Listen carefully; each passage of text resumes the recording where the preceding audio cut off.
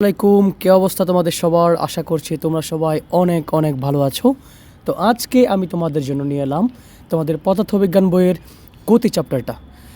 এই চ্যাপ্টারটা আমি তোমাদেরকে এমনভাবে ভিজুয়ালাইজ করে পড়াবো যাতে তোমাদের এই চ্যাপ্টার বুঝতে একটু অসুবিধা না হয়, এবং যদি ক্লাসটা ভালো লাগে তাহলে বন্ধুদের মাঝে শেয়ার করবা, এবং ক্লাসটা খুব মনোযোগ দিয়ে করতে হবে, কারণ এই চ্যাপ্টার থেকে প্রত্যেকটা বছর অনেক সুন্দর সুন্দর কোয়েশ্চেন আসে, এবং সেগুলো যদি বেসিকটা একটু সুন্দর করে বুঝতে পারো তোমাদের জন্য আনসার করে এগুলো কোনো ব্যাপারই না। তাহলে চলো শুরু করি।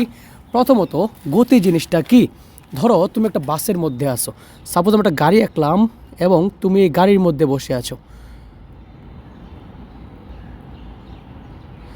এই যে একটা গাড়ি, তুমি ধরো এই গাড়ির মধ্যে বসে আছো রাস্তার মধ্যে। এখন ধরো তুমি একদম গাড়িটা স্থির অবস্থায় আছে, তার মানে গাড়ির কোনো ব্যাগ আছে না। কিন্তু যখন গাড়িটা চলতে শুরু করে মনে হয় না যে আস্তে আস্তে গাড়িটা তোমার স্পিড হচ্ছে, মানে গতি বাড়তেছে তার। এই চ্যাপ্টারে আসলে এই জিনিসটা নিয়ে আলোচনা করা হবে। তোমাকে আমি একটা গাড়িতে বসিয়ে আজকে পুরো চ্যাপ্টারটা কমপ্লিট করাবো। জাস্ট আমার সাথে সাথে একটু জাস্ট ভিজুয়ালাইজ করবা। ওকে, যে টপিক সেটা হলো প্রসঙ্গ কাঠামো। টপিকের নাম হলো প্রসঙ্গ কাঠামো, যেটাকে আমরা ইংরেজিতে বলি রেফারেন্স ফ্রেম। আচ্ছা, এই যে প্রসঙ্গ কাঠামো, সেই জিনিসটা অ্যাকচুয়ালি কী? আর সাপোজ এটা একটা মরুভূমি, অনেক বড় একটা মরুভূমি। তুমি এই জায়গায় দাঁড়িয়ে আসো এবং তোমার বন্ধু আছে একটা শহরের মাঝখানে, এখানে ধরো অনেকগুলো বিল্ডিং। তোমার বন্ধু আছে এই জায়গায়। এখন এ হলো তোমার বন্ধু আর বি হলো তুমি। এখন তোমার বন্ধু তোমাকে ফোন দিছে যে বলো আমাকে বন্ধু, আর তুমি কোন জায়গায় আছো।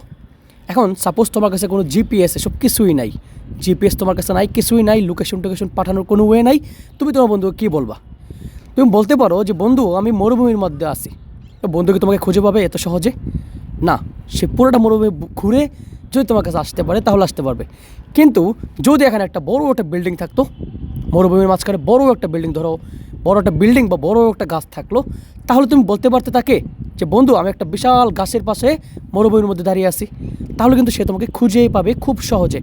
তার মানে রেফারেন্স ফ্রেম বা প্রসঙ্গ কাঠামো হলো এমন একটি অবস্থা যাকে আমরা কী করি, যাকে আমরা কনসিডার করে কোনো একটা জিনিসের গতির অবস্থা বর্ণনা করি। মন থাকবে, আশা করি বুঝতে পারছো। আচ্ছা, এরপরে যেটা সেটা হলো আপেক্ষিক গতি। কী গতি? আপেক্ষিক গতি।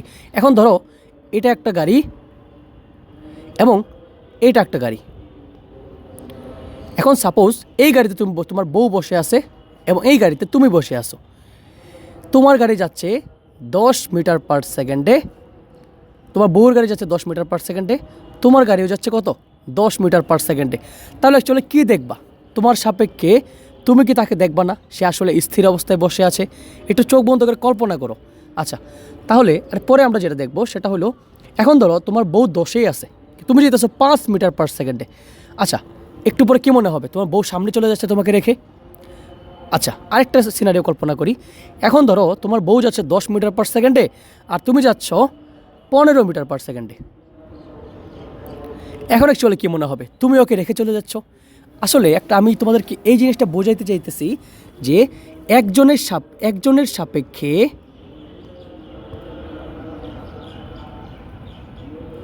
অপরজনের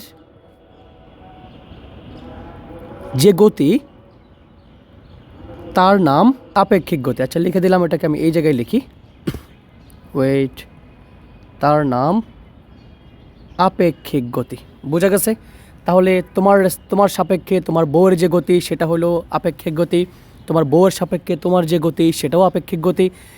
এবং মাঝখানে যদি আমি দাঁড়িয়ে থাকি আরেকটা গাড়ির মধ্যে, আমি একটা রাস্তার মধ্যে দাঁড়িয়ে আছি, সাপোজ আমরা দাঁড়িয়ে আছি এখানে, তো আমার সাপেক্ষে তোমাদের যে গতি সেগুলোও কি আপেক্ষিক গতি। আমরা বোঝা গেছে একজনের সাপেক্ষে অপরজনের যে গতি সেটাকে আমরা কি বলি? আপেক্ষিক গতি। আশা করি বুঝতে পারছো। এখন যে ইম্পর্টেন্ট টপিক সেটা হলো স্কেলার রাশি। কী রাশি? স্কেলার রাশি। আচ্ছা, স্কেলার রাশি মানে আমাদের নর্মাল স্কেল না, এটা স্কেলার রাশি মানে হলো যেসব রাশি, আমরা এই চ্যাপ্টারে অনেকগুলো রাশি পড়বো, বেগ পড়বো, বল পড়বো, দ্রুতি পড়বো, তারপর স্মরণ পড়বো, অনেক কিছুই আছে এই চ্যাপ্টারে। তারপর ত্বরণ আছে, মন্দন আছে, এগুলো একটা রাশি। বোঝা গেছে? তাহলে রাশি আমরা অনেকগুলাই বললাম। তো রাশি মনে রাখবা, রাশি হলো 2 প্রকার। কয় প্রকার? 2 প্রকার। প্রথম হলো স্কেলার রাশি এবং দ্বিতীয়টা হলো আমাদের ভেক্টর রাশি। বাংলায় ইংরেজিতে লিখলাম, সমস্যা নাই। আচ্ছা, মনে রাখবা স্কেলার রাশি যেটা, সেটার শুধুমাত্র মান আছে। কি আছে? শুধুমাত্র মান আছে, কোনো দিক নেই। বোঝা গেছে কি বলছি? স্কেলার রাশির শুধুমাত্র মান আছে। কি আছে? মান আছে, কিন্তু কোনো কি নেই? দিক নেই। বোঝা গেছে আমার কথা? তার মানে একটা জিনিস বুঝতে পারলাম, স্কেলার রাশির শুধুমাত্র মান আছে কিন্তু দিক নেই। এইসব রাশিকে আমরা বলবো স্কেলার রাশি। যেমন আমি যদি বলি বয়স, আচ্ছা বয়সের কি কোনো দিক আছে? আমি কি বলি বয়স উত্তর দিকে 10 বছর, পশ্চিম দিকে 10 বছর? না, বয়সের কোনো দিক নেই। তারপর আমি যদি বলি জনসংখ্যা, জনসংখ্যা কি কোনো দিক আছে? না। তার মানে যেসব জিনিসের দিক নেই সেগুলোকে আমরা বলবো স্কেলার রাশি, কিন্তু মান আছে অবশ্যই।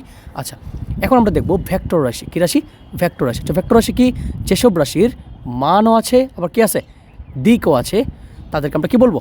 ভেক্টর রাশি বা ভেক্টর কোয়ান্টিটি। ওকে, তাহলে একটা জিনিস বুঝতে পারলাম যে স্কেলার রাশি এবং ভেক্টর রাশির মধ্যে পার্থক্য আছে, তাই তো? অবশ্যই আছে। তার মানে আমি একটু ভেক্টর রাশির দিক বলি, মানে একটা উদাহরণ বলি। সেটা কি? আমি ধরলাম একটা ব্যাগ বললাম। কি বললাম? ব্যাগ। আমি বলি না ব্যাগ, ধর একটা গাড়ি যেতেছে,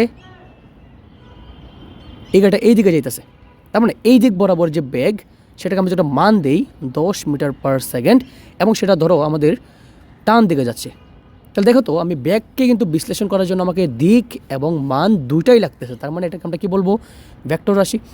ভেক্টর রাশি নিয়ে আমি একটা শর্ট ভিডিও বানাবো তোমাদের সবাইকে। আমি ভিডিওর কমেন্টে আমি এটা লিঙ্ক দিয়ে দিব না, তোমরা সেটা সবাই দেখে নিবা, এবং সেখানে আমি একদম শর্টকাট ওয়েতে কীভাবে ভেক্টর কম্পোনেন্টগুলো বা ভেক্টর কোয়ান্টিটিগুলো মনে রাখবা সেগুলো একদম স্পষ্ট ধারণা পেয়ে যাবা।